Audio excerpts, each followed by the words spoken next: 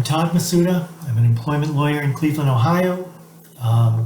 Today is April 3rd, 2020, and today I'm going to go over some new guidance or recent guidance on how employers can manage and administer the Families First Coronavirus Response Act's paid leave laws.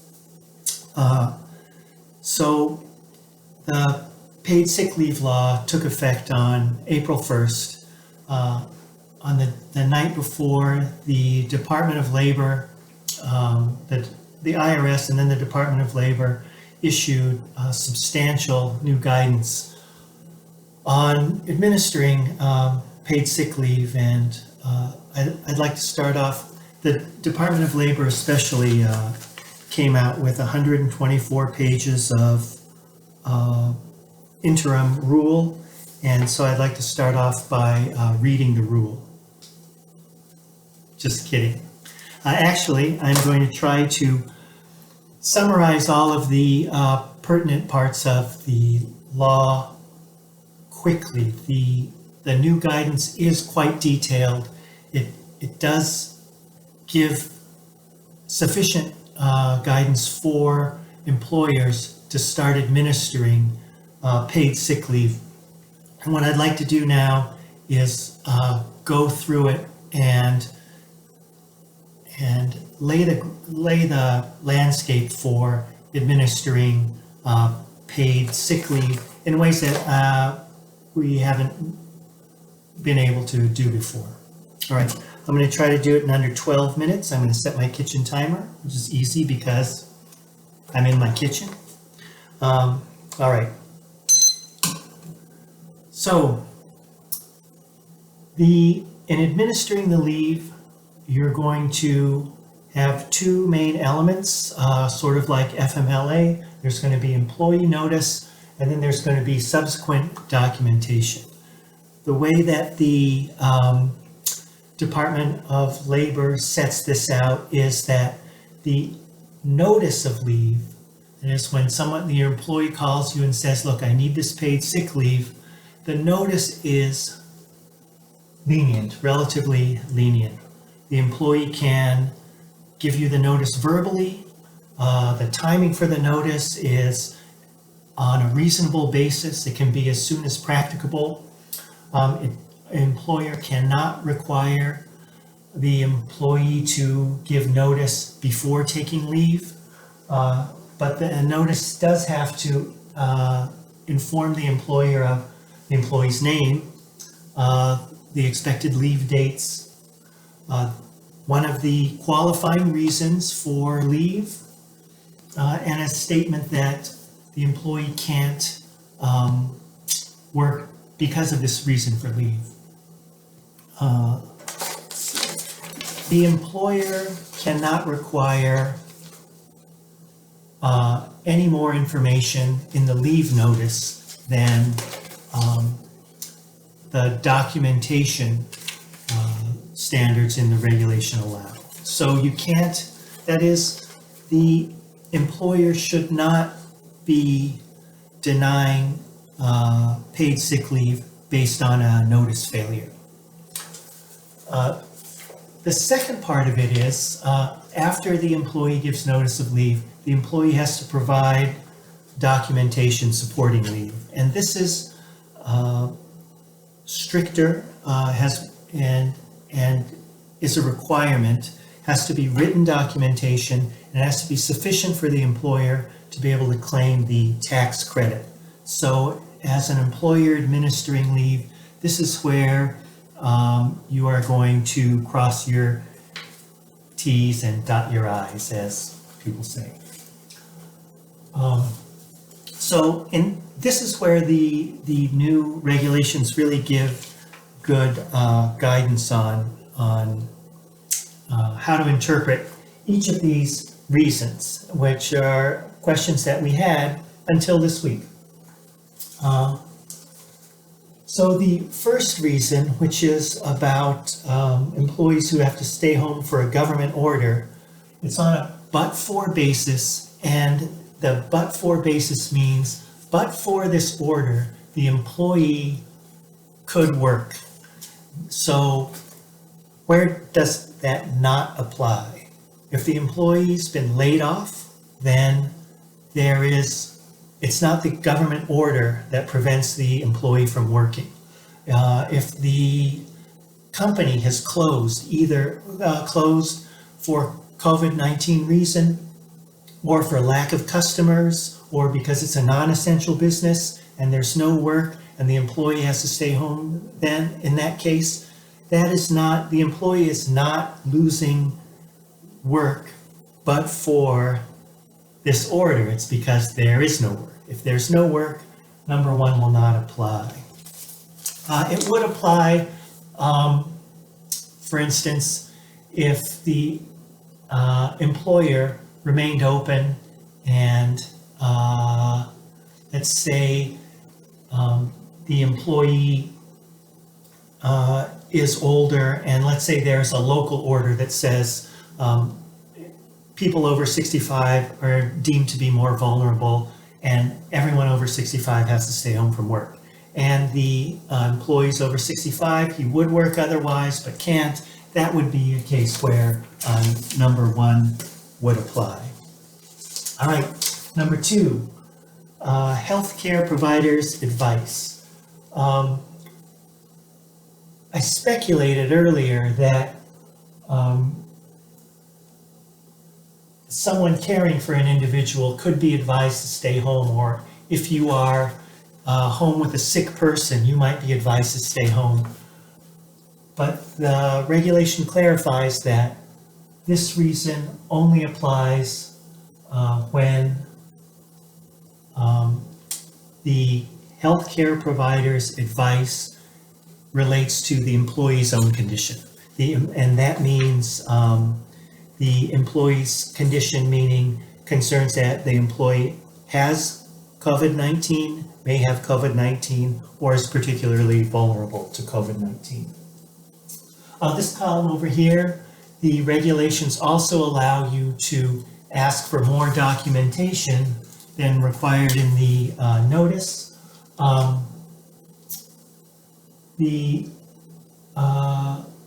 For the government order, the employer can ask for the name of the agency giving the order. For number two, healthcare provider's advice, you can ask for the name of the healthcare provider. All right, reason number three, this is where the employee is experiencing symptoms of COVID-19 and is seeking a medical diagnosis. The regulations clarify that there are certain symptoms, dry cough, fever, that they're listed in the regulation, but they are also subject to adjustment by the CDC.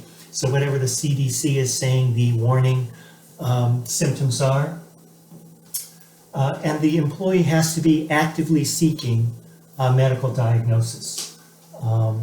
So the employee is not qualified for leave if they are suffering symptoms but are not seeking diagnosis. Kid, will you take that somewhere else, please? Sure, sorry.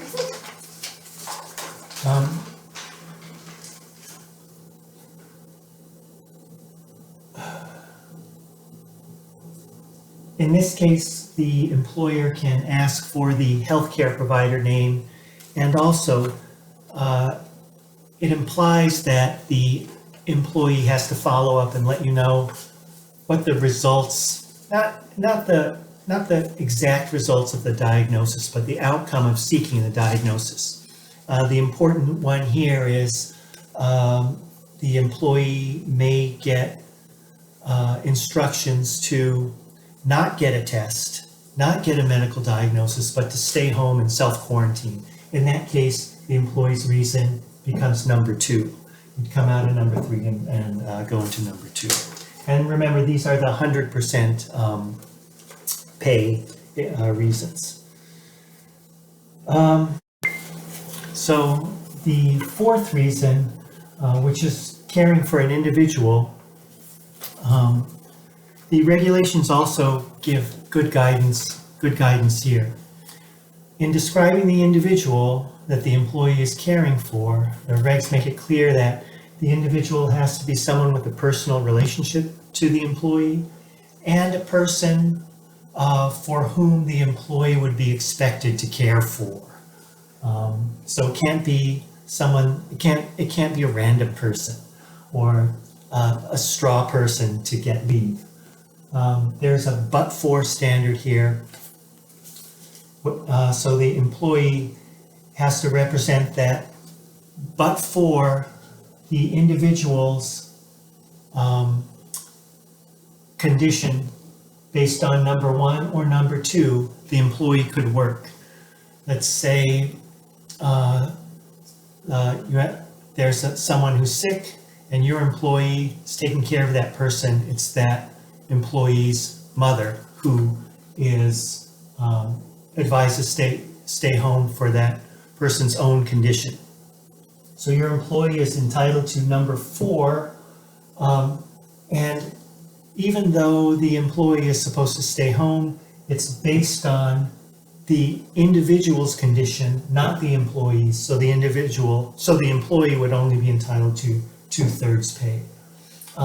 Because the individual has to be subject to reason number 1 or reason number 2, you are required to, the employer's able to require the name of the individual and the agency giving the government order or the healthcare provider giving the quarantine or isolation advice. All right, so the 5th reason is the childcare reason, and as we reviewed before, the childcare reason for paid sick leave is covered by the Paid Sick Leave Act and the extended FMLA law. And the regs acknowledge the separation in laws, and the regs here are more complicated and detailed than the other regulations. But let me just sort of issue spot here as you consider administering. So when an employee says they need time to care for a child, their own, has to be the employee's child who is home because of a COVID-19 related school or daycare closing, the employer can require the name, the age, and the school for the child, as well as a statement that says there's no other suitable person to care for that child. The age limit is 18. If the child is over 18, the qualifying reason would have to be that the child is physically or mentally disabled, such that the child needs care for a child who's over 18. The employee also has to be prevented from working or teleworking as a result of the need to care for this child. But for the need to care for that child, the employee would be able to work. So that's the more complex framework for granting childcare leave.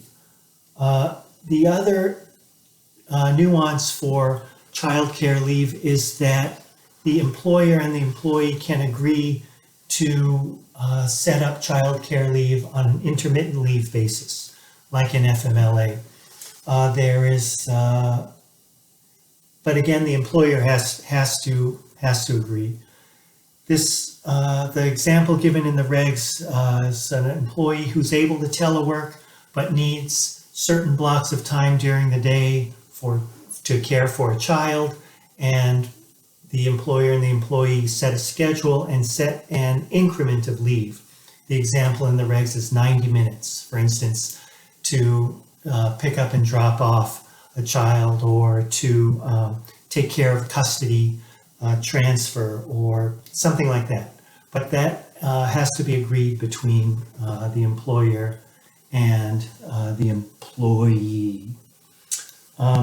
So if you do agree on intermittent leave, the documentation requires the schedule and the leave increment. Let me point out that intermittent leave is not available for these other reasons. And as the regs say, it's because if you're taking leave for these other reasons, you're exposed to sickness. You can't say, oh, I'm going to stay home because I have COVID-19 symptoms in the morning, but I'll be in after lunch. They don't want you to do that. So intermittent leave for number 5 only. All right, so when can you deny leave? Once you have this clear framework, I think employers want to know, do I have to give paid sick leave for any reason? The 2 main reasons for denying leave, I think, under the regulations here are failure to properly document.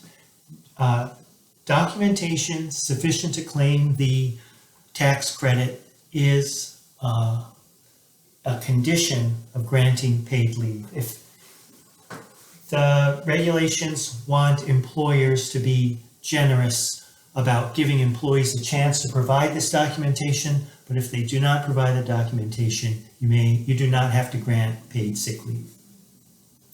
And the second one is employees who do not have a qualifying reason for FFCRA sick leave.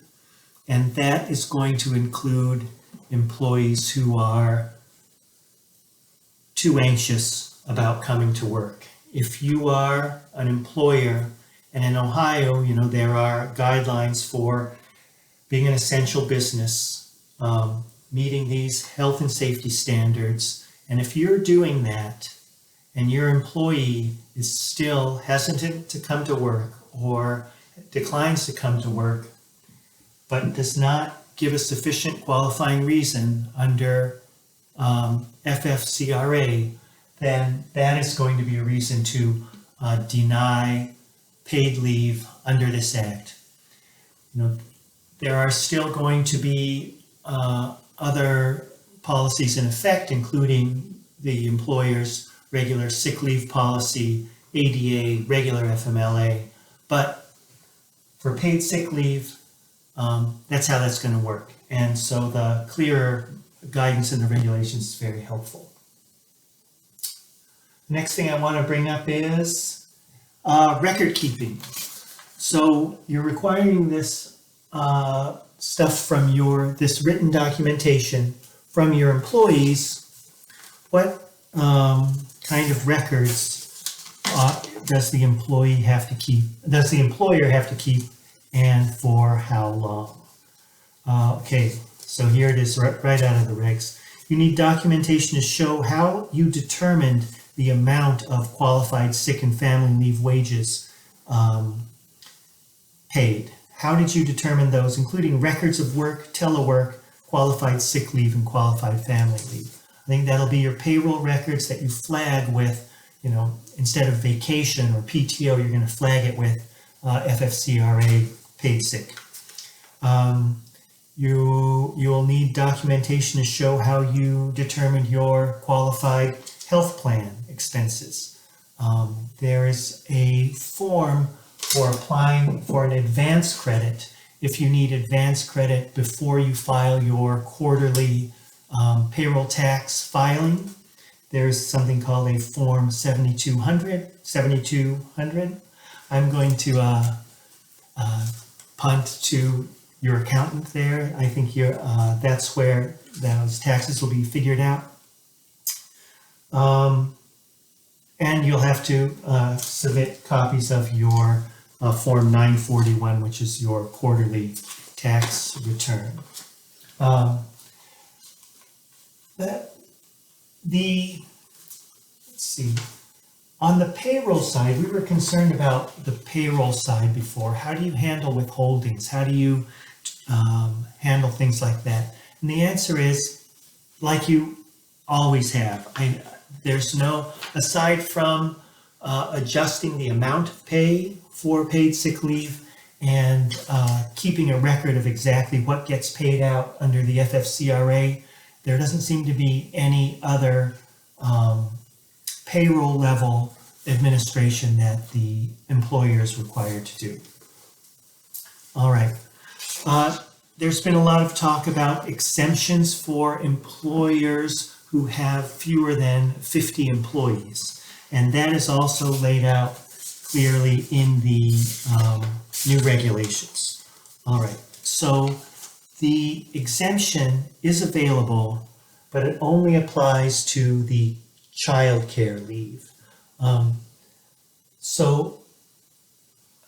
An employer who wants to exempt its employees from childcare leave has to keep in its own files a determination by an authorized official of the company that one of these three things applies with documentation. It says, the childcare leave request would result in the small business's expenses and financial obligations exceeding available business revenues and cause the small business to cease operating at a minimal capacity. That means if you paid out this the requested childcare leave, your expenses and obligations would exceed the revenue. So it drives you into the red, even though you're going to get a tax credit here, and you wouldn't be able to have minimal capacity. The next one, next reason might be if the employees who are requesting childcare got paid sick leave for that childcare, it would entail a substantial risk to the financial health or operational capabilities of the business because of the specialized skills, knowledge of the business, or responsibilities of those employees.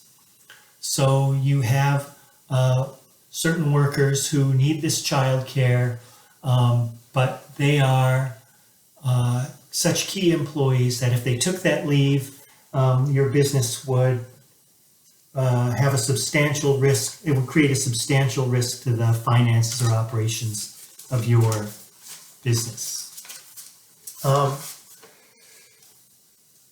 And thirdly, if those workers take leave, you don't have enough workers who are willing, able, or qualified or available to perform those to perform the services of the employees taking leave, and your business would not be able to operate at a minimal capacity.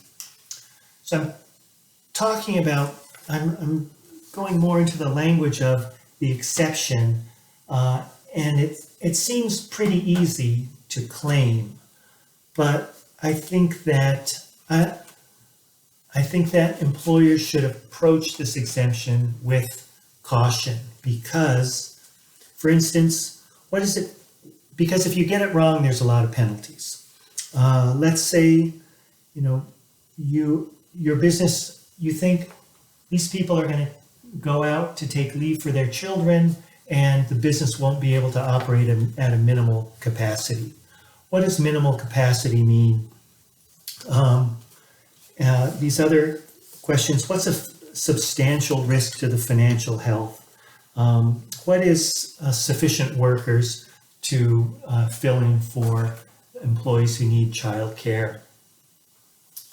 The penalties, I think employers have to consider the penalty of getting this wrong. It seems like a relatively small benefit to exempt employees, but the penalties for getting the FLSA part wrong are FLSA damages, which includes 100% liquidated damages for unpaid wages, as well as attorney fees. And because of the way the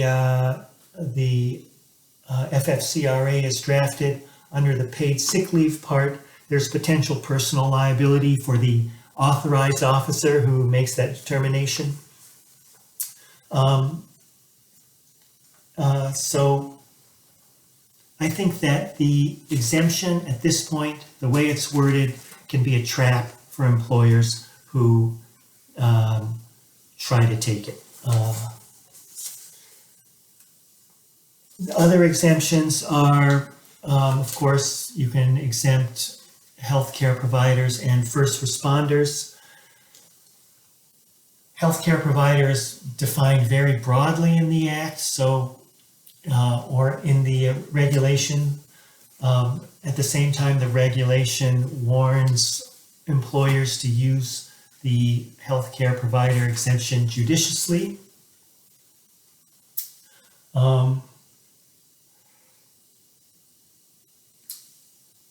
I just have to pause when I think of someone telling their nurses, everyone gets paid sick leave but you.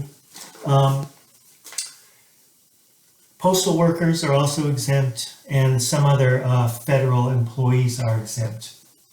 And lastly, there's a helpful part of the regulation that addresses the tax credit for self-employed workers. Self-employed workers do not claim this quarterly. It is a credit against your SECA tax. It's going to be taken at the end of the tax year, and it will be your net earnings for the year divided by 260. That becomes your daily tax credit, your daily tax credit offset. And that's how it works for you. I realize that I skipped reason number 6, which is the conditions established by the HHS, Health and Human Services Department. And that's because we currently don't have any time off reasons from them. It's kind of the dormant COVID clause. All right, I hope that's helpful. I didn't actually succeed in setting my timer correctly. But if you have questions about this, I hope you'll read the documentation attached in on our website and call your attorney if you have any further questions as you administer this. Best of luck to you as always.